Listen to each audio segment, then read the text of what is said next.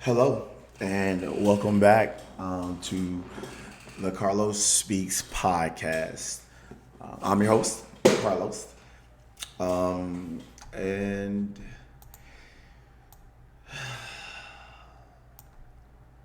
I know I say it like almost every time now, but I really feel like today's episode is going to be one of them ones because we're delving further into learning to communicate as it pertained to my experiences through my childhood, into adulthood, and then how it transpired into my first marriage and divorce. And I ain't gonna cap, y'all, that was a lot. Um, yeah, episode 4 was definitely a lot.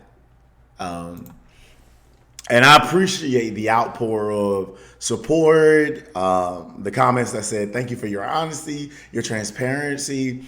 I got a lot of feedback that said, I'm going to give this to men in my life, which is what it's for. That particular or this particular series, part 1, part 2, whatever else comes, is to initiate conversations with men, right? Not necessarily focusing on the exclusion of people that are connected to women, or anything of that nature. Just getting to a point where we can encourage men to have conversations in spaces where they can really express themselves. You know what I mean?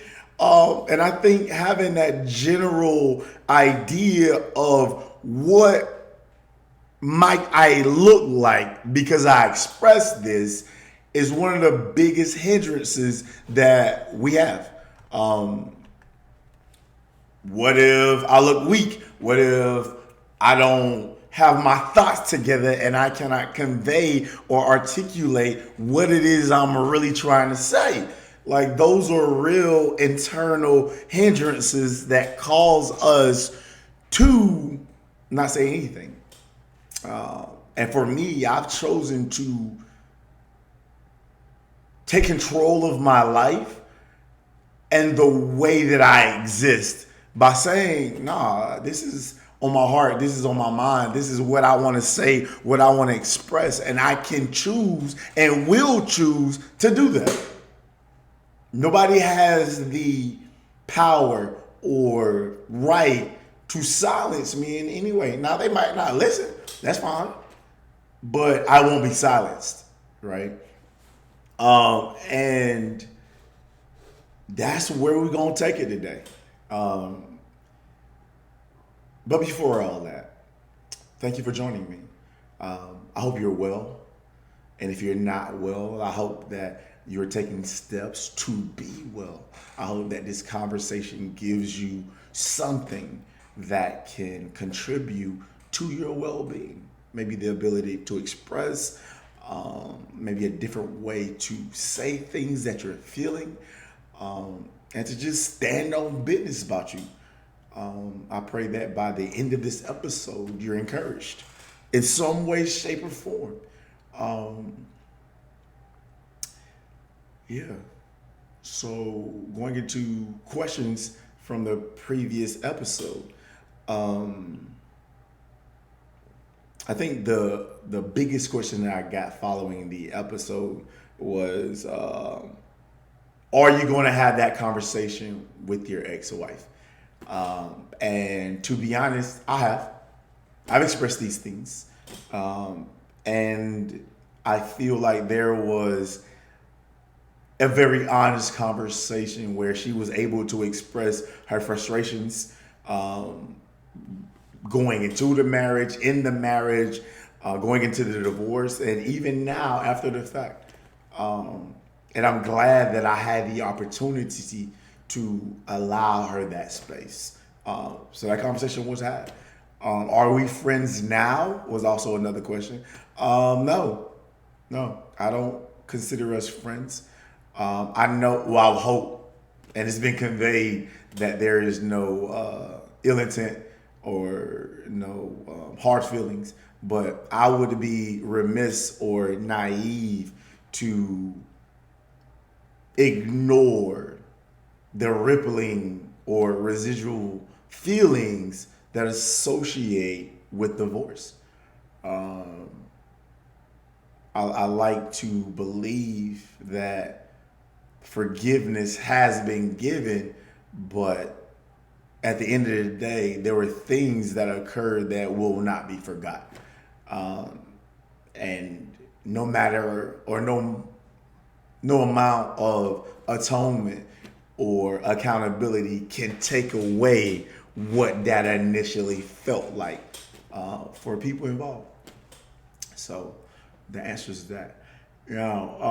Today's episode, y'all, I've been trying to get this episode up out of me for a week and a half. I've been trying to get it out, right? And every time I sit down to get it out, something happened. I started recording maybe a week ago and my computer died, right? Or I was traveling, or I had obligations that just kept me from getting this conversation started. And I truly believe that everything happens for a reason. I believe in divine intersection. And there were some interactions and conversations that occurred between episode 4 and episode 5 that I would be remiss to not mention. And I believe that those things happened to be contributing to today's episode, where we talk about learning to communicate from a masculine perspective. And I'm going to rely on my experiences with my second wife, my second marriage, and my second divorce. Now, I have to be honest and say that this is still quite literally a healing space in real time right now. There are some parts of this that are still very much live wired, right? You lick your finger and you touch it, you might get shocked, right? And so I am going to give my best effort to keep this unbiased.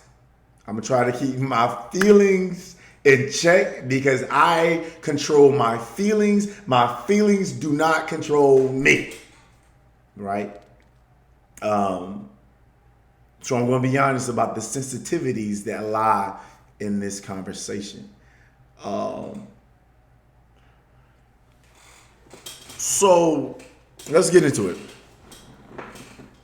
Following my first divorce, right? There's a lot of dismantling that I had to do for me, my mindset, my emotional well-being, the mentalities that I had as it pertains to marriage. I had to take all of that apart to create the authentic, unbiased, unconditioned, anti-institutionalized version of what I wanted in my life, of the kind of husband I strive to be, and the kind of marriage that I wanted, right?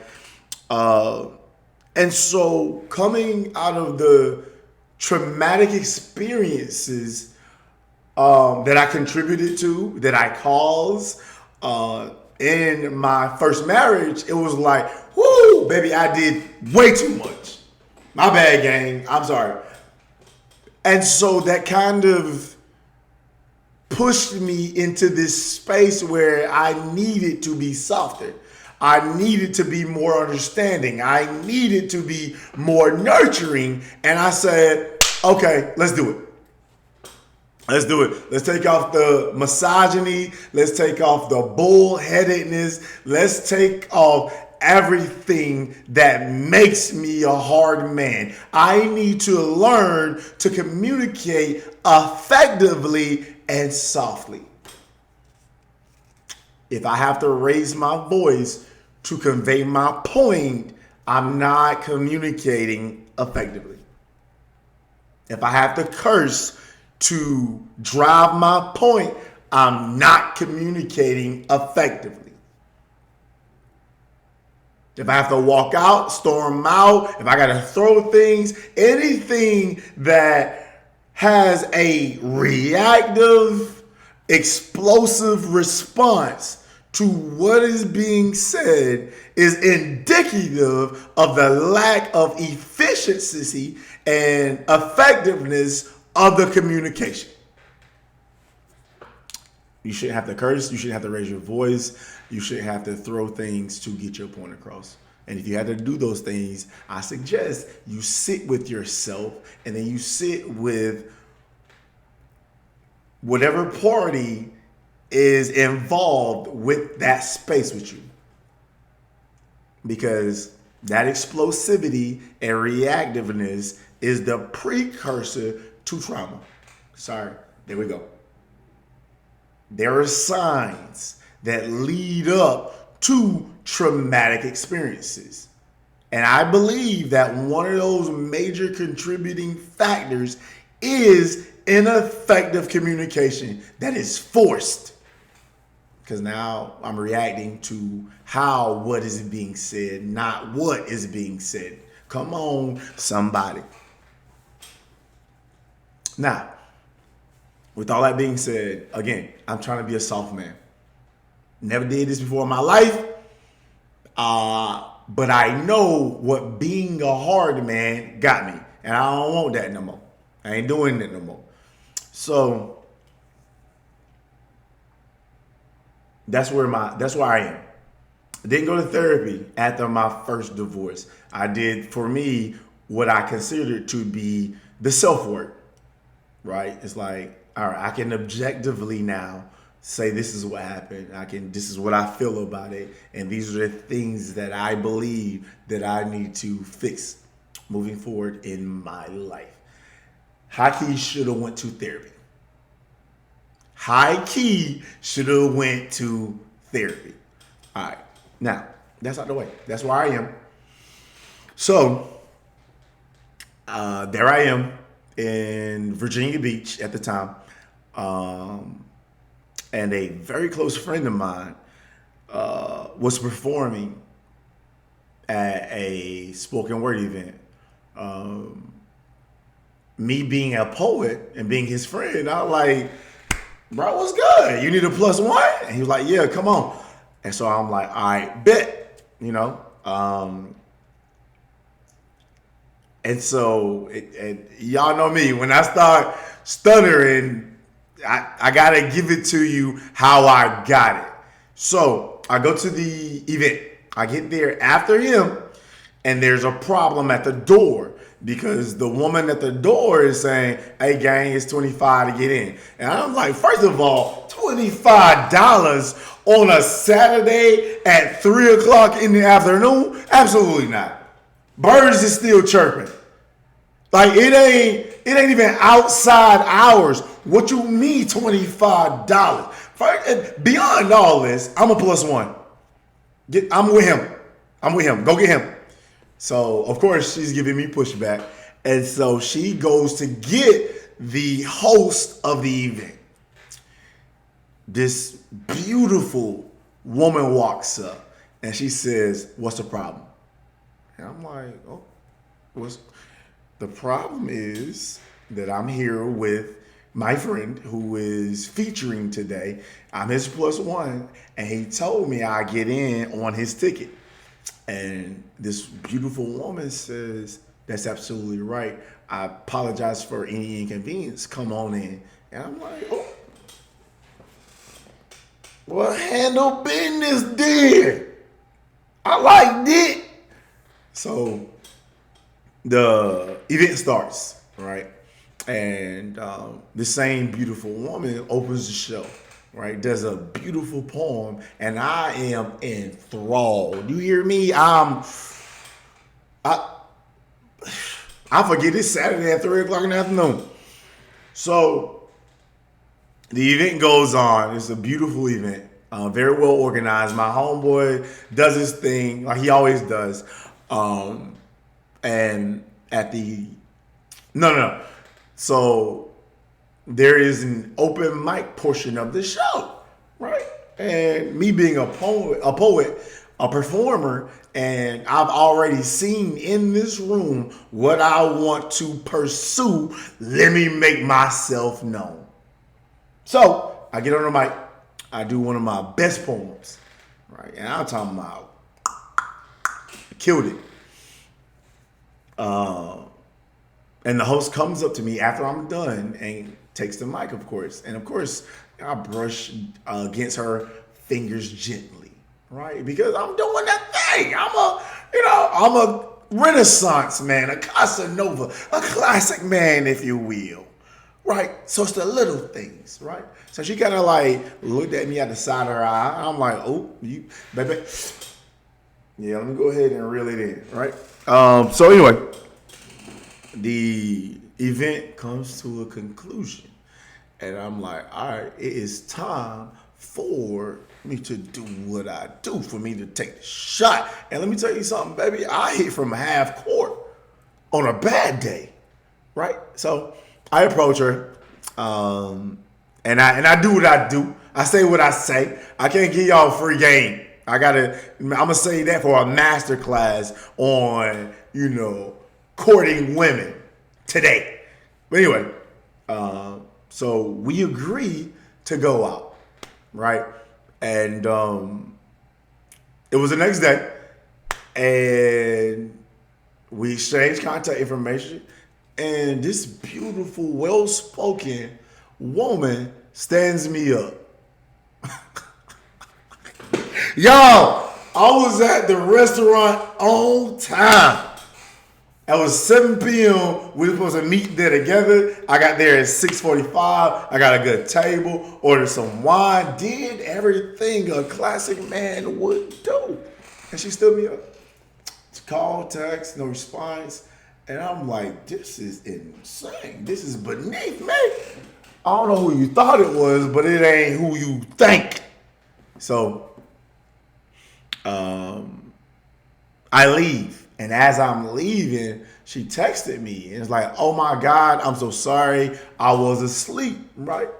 And anybody who knows me knows that when it comes to me and who I'm connected to, how I'm treated, I'm standing on business. The standard's gonna stand every time. So I'm like, hey, don't even worry about it. It's cool. It was a pleasure to meet you. Be well. And she hits me back. She's like, nah.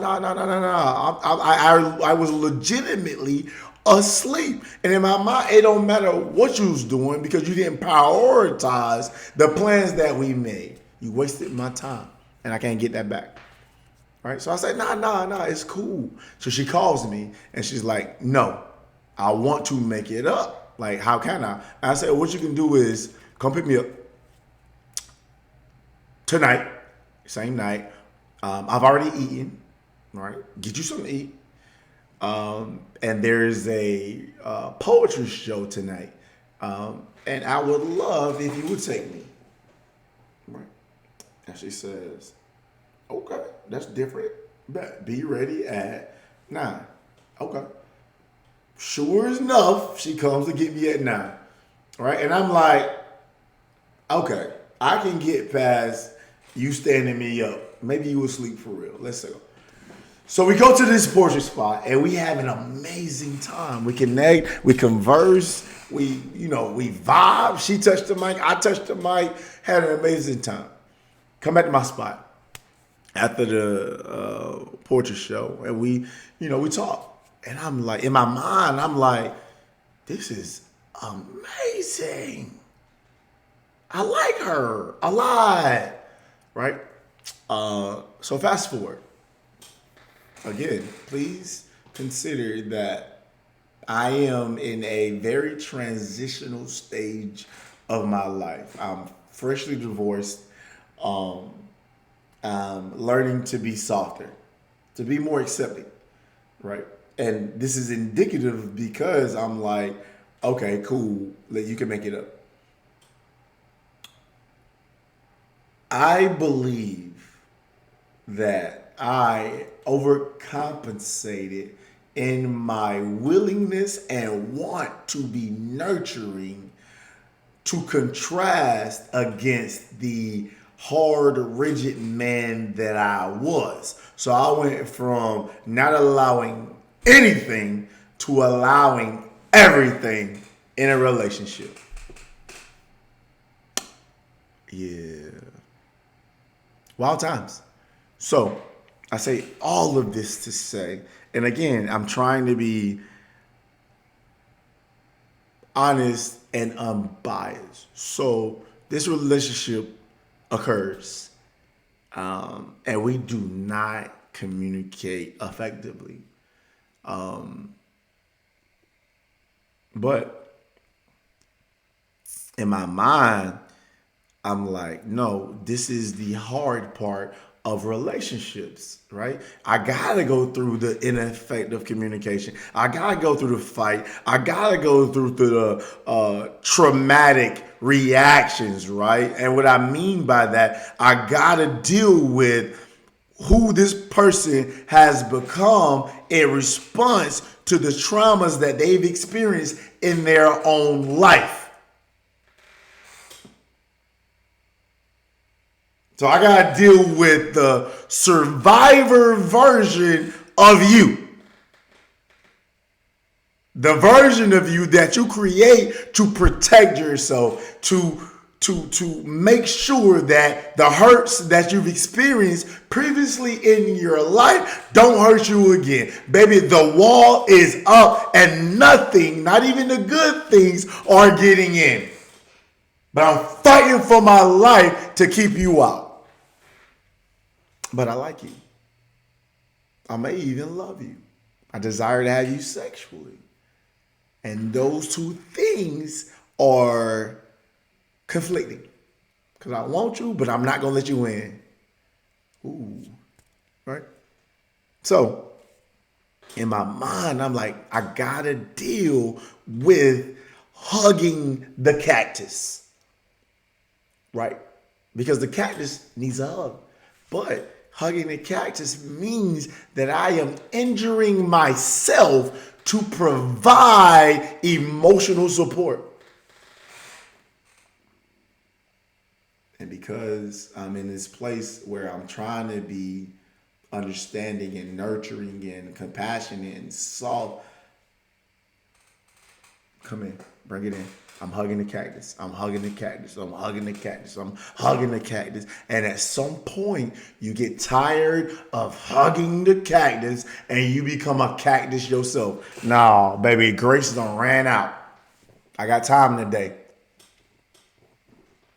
So that adds to the reactiveness and the explosivity and the precursors to trauma in the presence of the ineffective communication. Baby, it went from you yelling to we yelling. Yeah, gang, I got time today. Because I'm getting to a place where my kindness is being taken for weakness. Right? And rather than remove myself from the space, now I'm in it. I'm in it to win it now, right?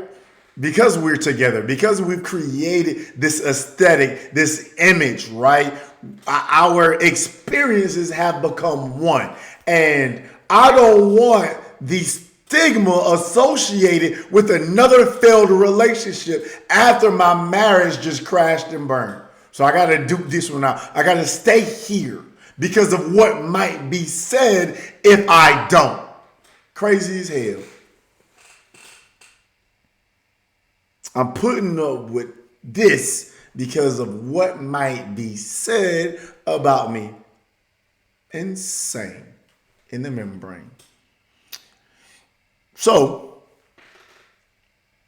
all that growth and nurturing and trying to be understanding that I'm trying to uh, implement in myself, that I'm trying to express and convey, baby, we run out.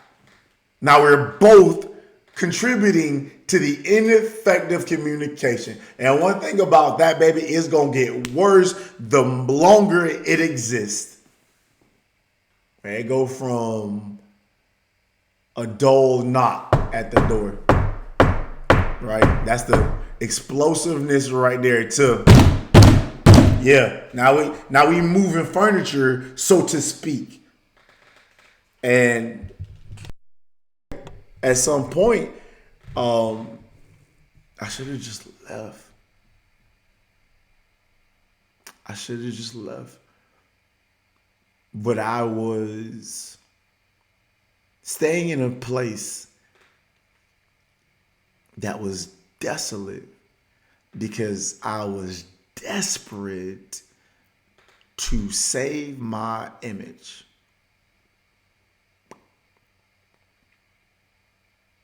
Carlos didn't want another failed relationship.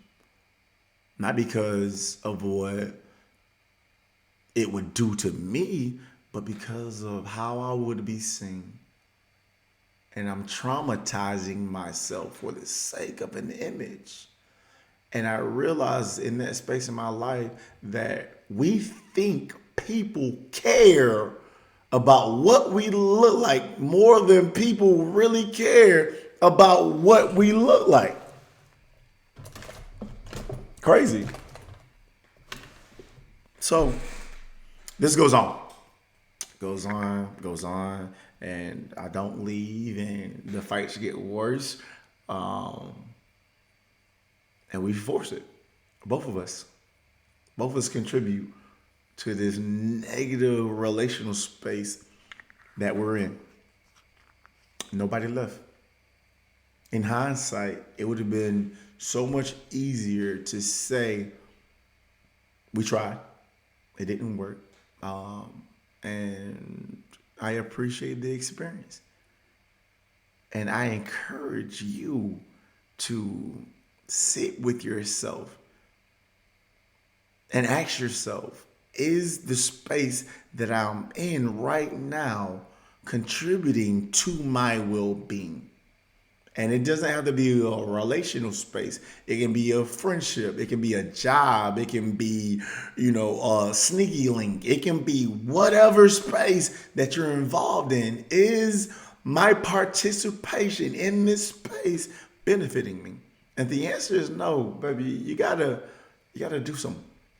So these are lessons that I'm learning in hindsight. Because of course, hindsight is 2020, baby. You blind when you in it. So,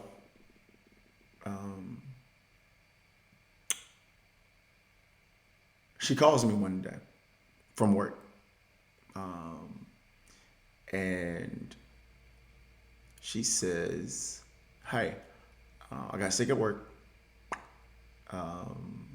They gave me a pregnancy test. And I'm pregnant.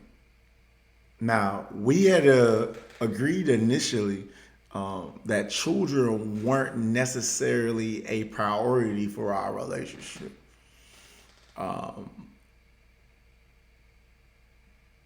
Yeah, we had that conversation, right? But when she called me, again, my ego drove the boat. She was like, what are your thoughts? And anybody who knows me, they know that I am very much so pro-choice of the woman. I was there. I did what needed to be done to put us in this predicament. And this pregnancy is going to affect your body more than it will mine. What are we doing? Right. And she says, well, I like the idea of a family. And I'm like, oh my God, we would be such a beautiful family. right? And I allowed myself to be enthralled with the idea of having a successful marriage and family. Because you got to think about it, right? My first kid, I had my senior year in college. 1000% unexpected. But I did what needed to be done for a child to be born, right? So that's my responsibility. I didn't have any children from my first ex-wife, right? So this is my opportunity. Listen to what I said. This is my opportunity, which translates into this is good for my ego if I marry this beautiful woman and I have this beautiful baby. And so when the idea of us being a family took over, all sense, logic, and reason slid right out of my mind. And I'm like, oh my God, let's do it. Because this will fix our problems. This is going to make us so much better. Oh my God. So I called my mom and I was like, Mom, I almost said her name. I was like, Mom, so there's some news. So-and-so is pregnant.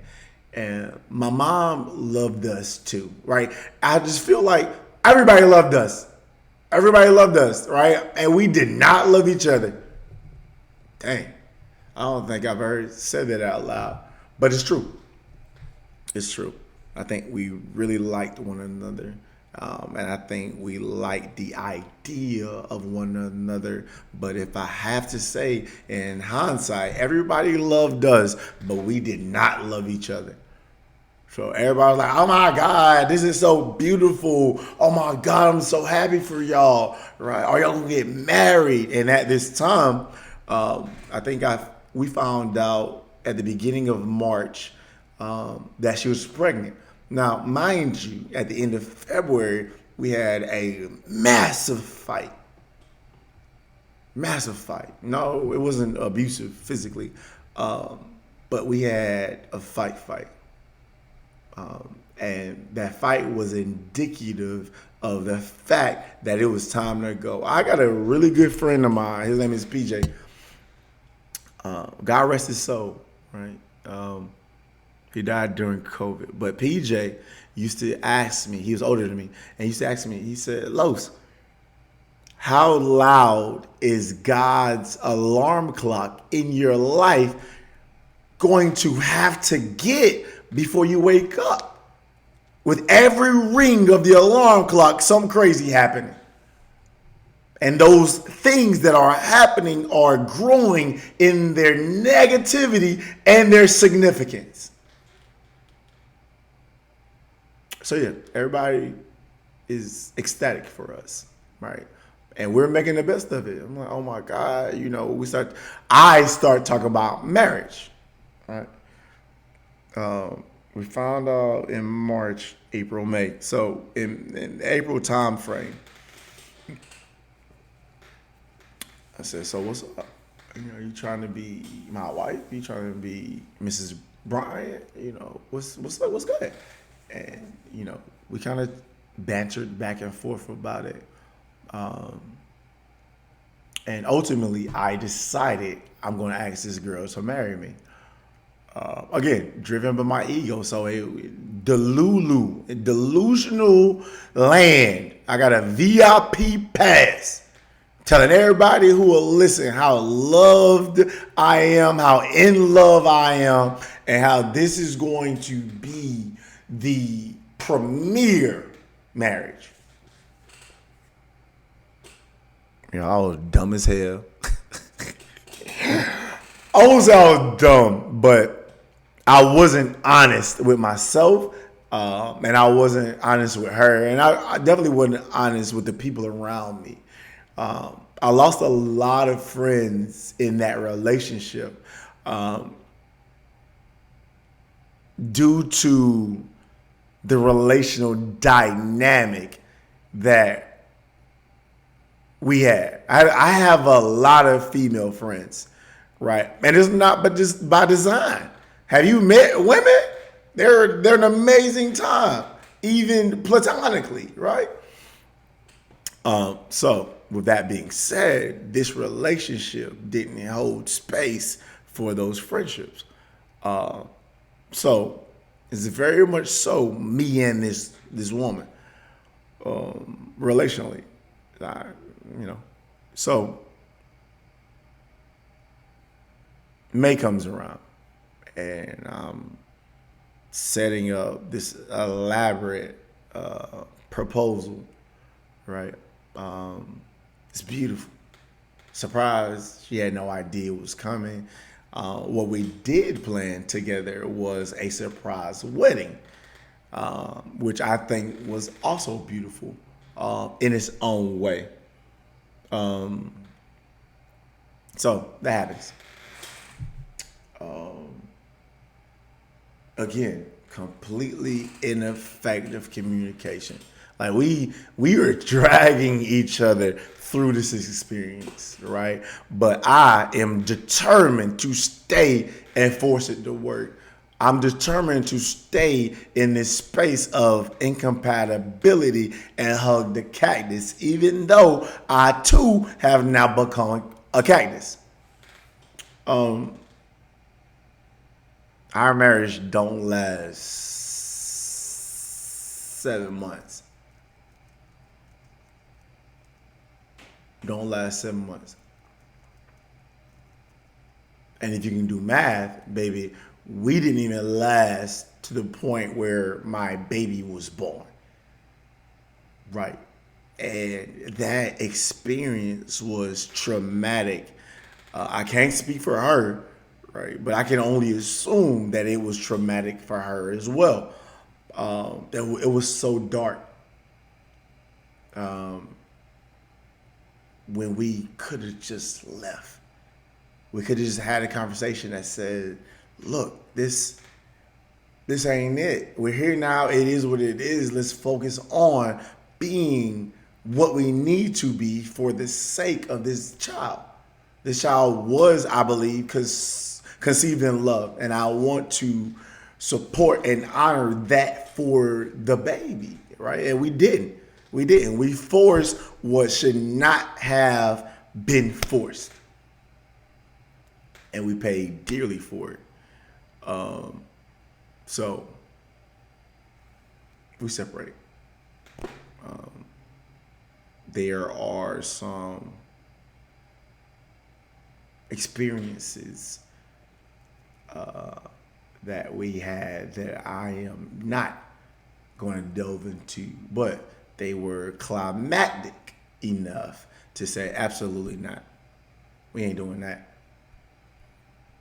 and we didn't. We went our separate ways. Separated, and ended up divorcing. And I'm compressing, of course. But even the separation and the divorce was difficult to go through because of the inability to communicate, to receive, to give, right? And I'm not saying this is everybody's experience, not at all. What I'm saying is the ability to communicate can prevent trauma. It can prevent residual and secondary effects of trauma. So between those two experiences, I went from being rigid and unmoving to being too accepting.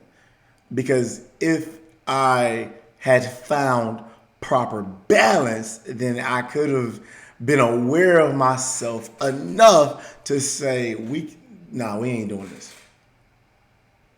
I appreciate who you are as a person. Thank you for your experience. And thank you for your time. Please be well. But I wasn't aware of myself enough, and I wasn't able to communicate those things, right? So even to this day, I think we are very functional co-parents. But that is a space that I think and I believe that an increase in the effectiveness of communication can save.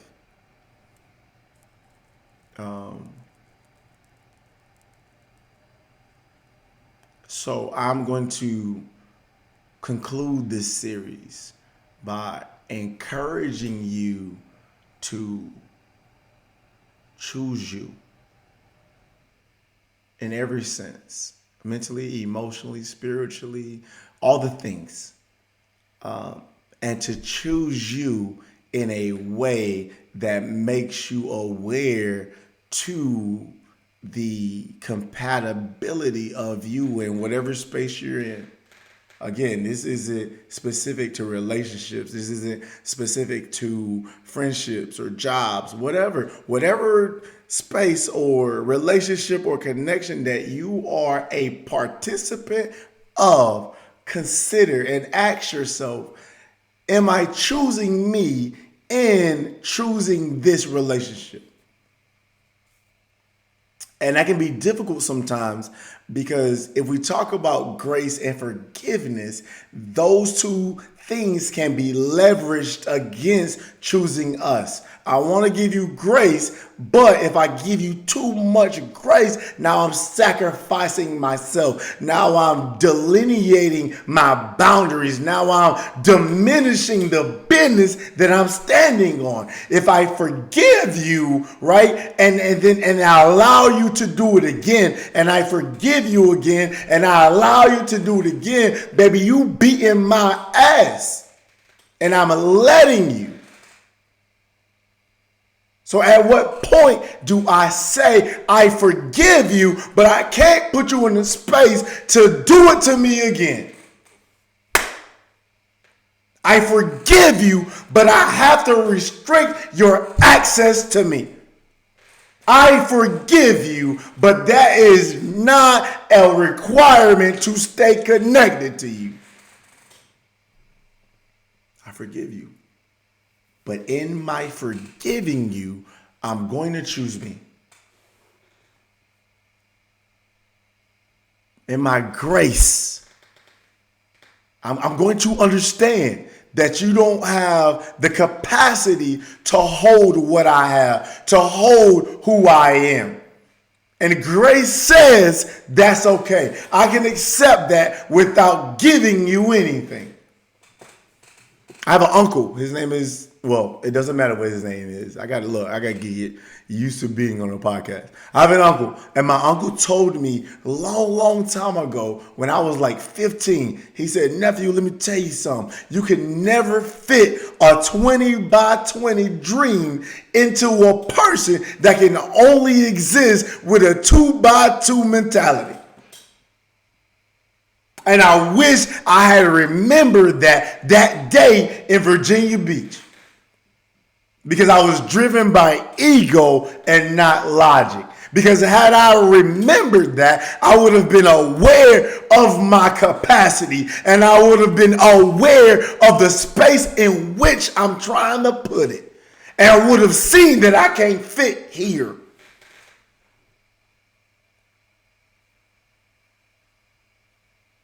Grace and forgiveness does not create an obligation to continue the trauma.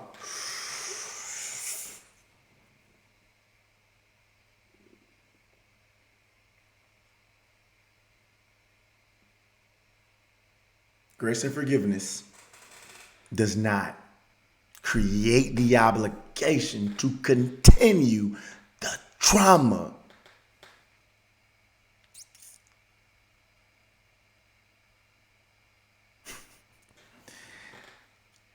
These were some very difficult things to experience.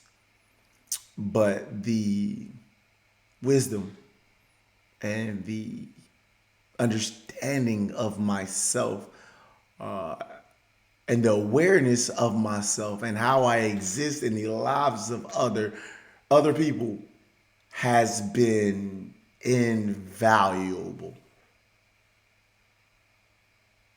So I ask you in closing, when are you going to stop the trauma? When are you going to choose to establish boundaries, healthy boundaries that filter in the good and keep out the bad? I pray that you do that sooner than later, before there are residual and permanent effects, permanent scars, permanent connections. I just want to encourage you today.